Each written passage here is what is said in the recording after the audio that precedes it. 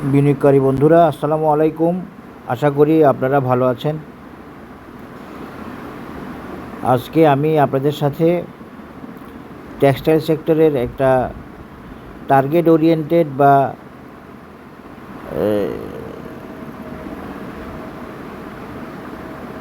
টার্গেটের দিকে যাবে এরকম একটা শেয়ারের আশা করা যায়, এরকম একটা শেয়ারের অ্যানালিসিস আপনাদের সাথে শেয়ার করব। এটা একটা রিভিউ অ্যানালিসিস হবে, কারণ এর আগে এটা আমি অ্যানালিসিস দিছি এবং এটা আমার একটা টার্গেট মিট করে।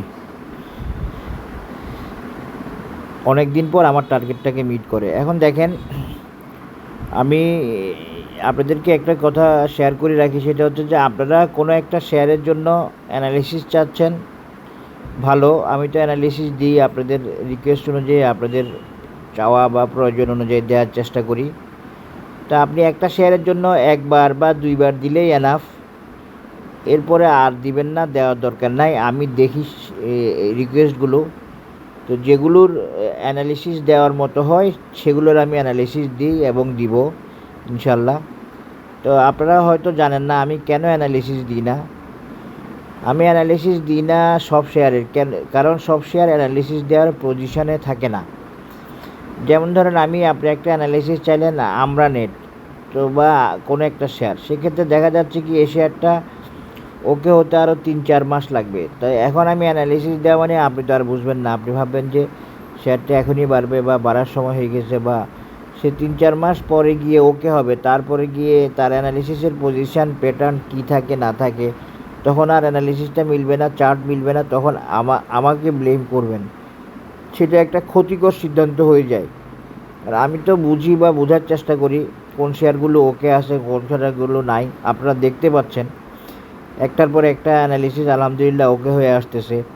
এই পিটিএলের অ্যানালিসিস ওকে হয়েছে, তারপরে আমি দেখিও না, মাঝে মাঝে অ্যানালিসিস ওকে হয়ে গেছে যে আমি জানিও না।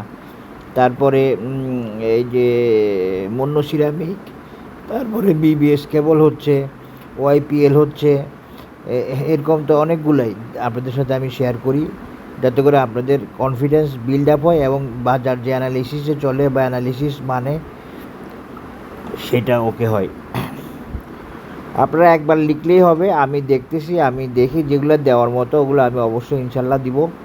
বারবার একটা একটা জিনিসের জন্য আপনি কেন লিখবেন?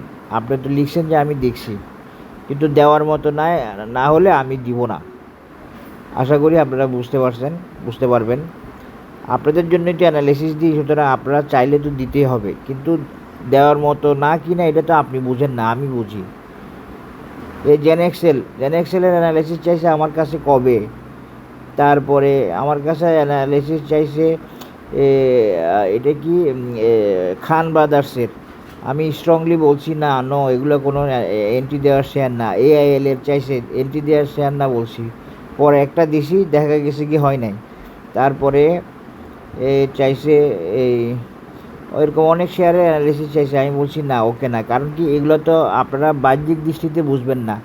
এমনকি যারা এইখানে অ্যানালিসিস দেয় ইউটিউবে, তারা অনেকে জানে না অনেক শেয়ার যে আসলে উঠতে পারবে না, বাধা আছে, সমস্যা আছে। জেনএক্সেল বলেন, আমরা নেট বলেন, এগুলো আমি অ্যাভয়েড করছি, কারণ এগুলো this is not the right time to provide a technical analysis. আমি যদি if I provide technical analysis at this level, you will be misguided. আপনার জন্য ক্ষতি হবে, আপনার লস হবে, আপনি ফাঁদে পড়ে যাবেন, আপনি মনে করবেন যে উঠবে, কিন্তু উঠতে অনেক সময় লাগবে। এভাবে অ্যানালিসিস দেওয়া যায় না। টু দ্য পয়েন্টে আসলে অ্যানালিসিস দিলে, ওকে হয়ে আসলে অ্যানালিসিস দিলে, সেই অ্যানালিসিসগুলো ওকে হচ্ছে, দেখতে পাচ্ছেন। এই জন্য আমি ঢালা অ্যানালিসিস দিই না, যেগুলো দিয়ে রাখছি দেখবেন যে এগুলা আলটিমেটলি ইনশাল্লাহ প্রায় সবগুলা হিট করবে। এরকম হিট করার রেকর্ড আছে, ওকে হওয়ার রেকর্ড আছে। 2 বছর পরে গিয়েও ওকে হয়েছে এই স্পিনিং, এই যে অ্যাপেক্স স্পিনিং। হ্যাঁ, এরপরে আবার ওইটা টার্গেট মিট করে আবার কালেকশন হয়ে আবার তো সে রেকর্ড ব্রেক করছে। সেটা না, প্রথম হিট করাটা আমার টার্গেট ওকে করছে অ্যাপেক্স স্পিনিং 2 বছর পরে। তো এগুলো আপনারা একটু বোঝার চেষ্টা করবেন, আর টেকনিক্যাল অ্যানালিসিস শিখেন। যাদের খুব ভালো লক্ষ্য আছে, যারা এই সাবজেক্ট ভালো, সায়েন্স, ইকোনমিক্স, স্ট্যাটিস্টিক্স বিভিন্ন ভালো ব্যাকগ্রাউন্ডের এবং যাদের খুব উৎসাহ আছে তারা অ্যানালিসিস শিখেন। বাজার অ্যানালিসিস বেস এমন ভালো অ্যানালিসিস শেখার সুযোগ আছে যেটা আপনাকে লস করাবে না, প্রফিট করার সম্ভাবনা থাকবে 70%। আশা করি বুঝতে পেরেছেন। আর এই বাজার তো একদিন দুই দিনের না, এই বাজার তো আপনি রিটায়ারমেন্টের পরেও আপনি এই বাজারে থাকতে পারবেন। আপনি কেন শিখবেন না? কেন আপনি বুঝে শুনে ইনভেস্ট করবেন না অল্প কিছু টাকা খরচের জন্য, যেখানে একদিনে 50-1 লাখ লস করে ফেলেন? বোঝার চেষ্টা করেন এবং ভালো অ্যানালিসিস শিখেন, ভালো জায়গায় অ্যানালিসিস শিখেন, তাহলে আপনি বেনিফিটেড হবেন, নো ডাউট।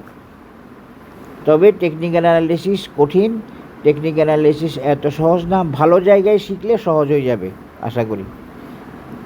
এখন আসেন, আমার জুনে একটা কোর্স শুরু হতে পারে, এটাও বলে রাখলাম, তাও শিওর না। 2 জন আছে আমার সাথে এখন পাইপলাইনে, আর এখন আর কেউ নাই। মেম্বাররা সবাই আমার ফি শুনে পিছিয়ে যায়, এই আর কি। তা আমার কোর্সটা একটা কমপ্লিট কোর্স, একটা অ্যাডভান্স কোর্স, এবং আপনাকে যেগুলো কোথাও শেখানো হয় না ওগুলো শিখিয়ে আপনাকে এটা ক্লিয়ার কনসেপ্ট দেওয়া হয়। এবং কোথাও শেখানো হয় না বলতে আসলে বিষয়টা হচ্ছে কি, এই বিষয়গুলো অনেকে সেভাবে রিয়েলাইজ করে নাই, এই জন্য ওরা শেখায় না, এই আর কি। আসেন এখন পিটিএল অ্যানালিসিসে চলে যায়। পিটিএলের আলিমা পিটিএল অ্যানালিসিস চলে যায়। পিটিএল শেয়ারটা নিয়ে আমি পজিটিভ ছিলাম, পজিটিভ অ্যানালিসিস দিছি লাস্টে। হ্যাঁ, পিটিএল একজনে চাইছে বলেই দেওয়া। তো পিটিএল দেখেন আমার এই অ্যানালিসিসটাকে ওকে করছিল।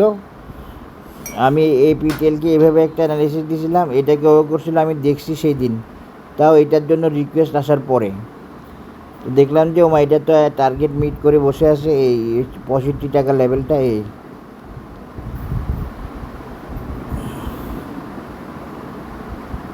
এই লেভেলটা মিট করে পিটিএল একটা টার্গেট মিট করছে। মিট করে সে, এটা অনেক দিন আগে দেওয়া যে পিটিএল এখানে যাবে বলছিলাম, এভাবে মেজারমেন্ট দিয়েছিলাম। তো এখানে গিয়ে সে টার্গেট মিট করে সে কারেকশান হয়। কারেকশান হওয়ার পরে লাস্ট অ্যানালিসিসে আমি বলছি যে পিটিএল হয়তো এই 56 থেকে উঠে যাবে, আর নইলে একটু নিচে নামতে 52 আসতে পারে। দুইটা অপশন দিয়েছিলাম, 52 অথবা 56। তো পিটিএল এই জায়গা থেকে উঠে নাই, একটু উপরে উঠছিল, উঠে আবার নিচে নামছে সামান্য, ওই 56 লেভেল থেকেই আবার উঠে আসছে। তো আসলে পিটিএল উঠে আসবে, এই জন্য আমি আজকে রিভিউটা দিচ্ছি। পিটিএল উঠে আসবে, পিটিএলের সময়ে, পিটিএলের মতো করে, পিটিএলের প্যাটার্নে, পিটিএলের টাইমে। তা আমরা চেষ্টা করব এই অ্যানালিসিসে পিটিএলের টাইম এবং সব কিছু বের করতে, কখন সে যেতে পারে এটাও বের করার চেষ্টা করব। দেখা যাক ওকে হয় কি না। টাইম বেশিরভাগ ওকে হয় না। পিটিএল অ্যানালিসিসটা দিতে গিয়ে আমি এইভাবে দেখাইছিলাম মনে হয় আবার, যে পিটিএল কোথায় যেতে পারে না যাবে, এই 81 বা 82 টাকা পিটিএলের একটা টার্গেট লেভেল, যেটা আগেরটার সাথে মিলে গেছে। দেখেন এটা 0.618 লেভেল, আর এটা হচ্ছে 1.618 লেভেল, আর আগেরটা হচ্ছে 2.618 লেভেল। দুইটাই বলতেছে পিটিএলের টার্গেট 81-82 এই লেভেলটা। আশা করি আপনারা দেখতে পাচ্ছেন 81 বা 82, হ্যাঁ এই লেভেলটা হচ্ছে পিটিএলের টার্গেট।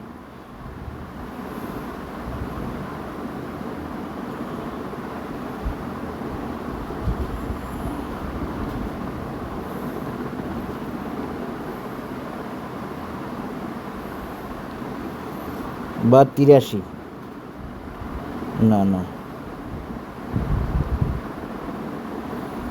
হ্যাঁ 82 লেভেলটাই হচ্ছে পিটিএলের টার্গেট, এটা মাথায় রাখবেন। কনফার্ম টার্গেট হচ্ছে 82, এবং পিটিএল একটা টার্গেট ওরিয়েন্টেড শেয়ার হতে যাচ্ছে। আপনারা দেখতে থাকেন, এই দেখেন এই 65-65 ওর রেজিস্ট্যান্স দোনোটা লেভেলে। এটা 2.618 পিটিএলের টার্গেট 82, আর এটা 1.618 পিটিএলের টার্গেট 82। তার মানে আমার চার্টটা বা আমার অ্যানালিসিসটা আপনারা দেখতে পাচ্ছেন, চার্টের মধ্যে আমরা একটা কনফার্মেশন পেয়ে গেলাম, বা একটা আশাবাদী হতে পারলাম যে আমাদেরকে মেজারমেন্টই বলছে যে মেজারমেন্ট ওকে। এভাবে চার্টের মধ্যেও আপনি কনফার্মেশন পাবেন যদি আপনি প্রপারলি মেজারমেন্ট দিতে পারেন বা দিতে জানেন।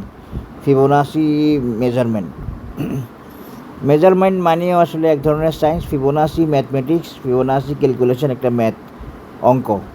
অঙ্কর মাধ্যমে এই মেজারমেন্টগুলো। সুতরাং বাজার ফিবোনাসিকে ফলো করে সম্পূর্ণরূপে, বাজার মারিমেথকেও ফলো করে, বাজার কোনো কিছুকে ইগনোর করে না। এখন আসেন পিটিএলকে আমি আপনাদেরকে আরেকটু কনফার্মেশন দিয়ে দিতে চাচ্ছি।